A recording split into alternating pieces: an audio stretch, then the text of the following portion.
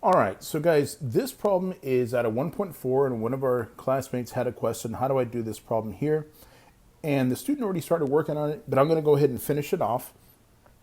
So let me just write the problem on the next page. It is, excuse me, it is s squared minus 15s plus 54 equals 0.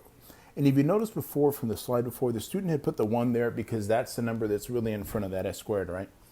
Okay, so remember, if I'm going to solve this here by factoring, there's a couple of ways I can do it. The grouping method says, look, let's multiply the first number times the last number.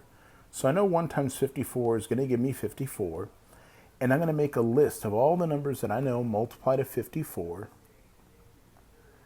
And 3 and 18. And I think the next one is 6 and 9. Okay, now we're looking for the pair of numbers that multiply to 54, but when we add them together, we need to get a negative 15. So if I make this into a negative 6 and a negative 9, I still multiply to a positive 54 because a negative times a negative is a positive. But when I add them up, I get my negative 15. All right, excuse me.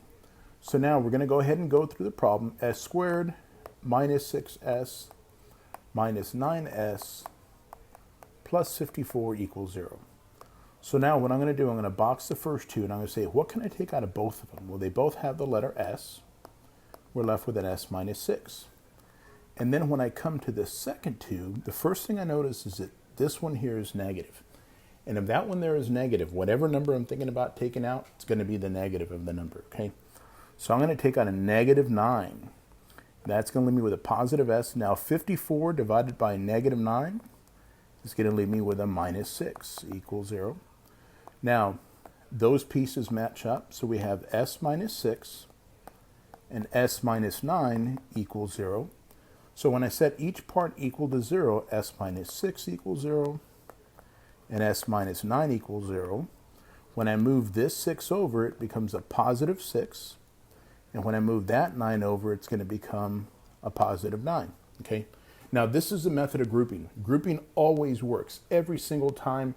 If you can factor, I should say that. If you can factor it, grouping is always going to work. Now, there is a shortcut, and I'm going to show you the shortcut right now.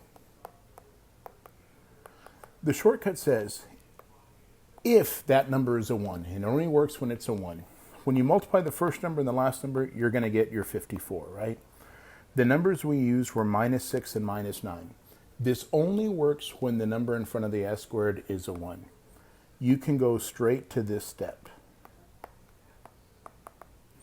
Use both of those numbers right there, minus 6, minus 9.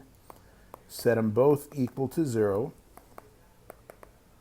And when you move the 6 over, there's our positive 6. And when we move the 9 over, there's my positive 9, right? So I still get my two answers. Again, guys, the shortcut only works when the number in front of the s squared is a 1, okay?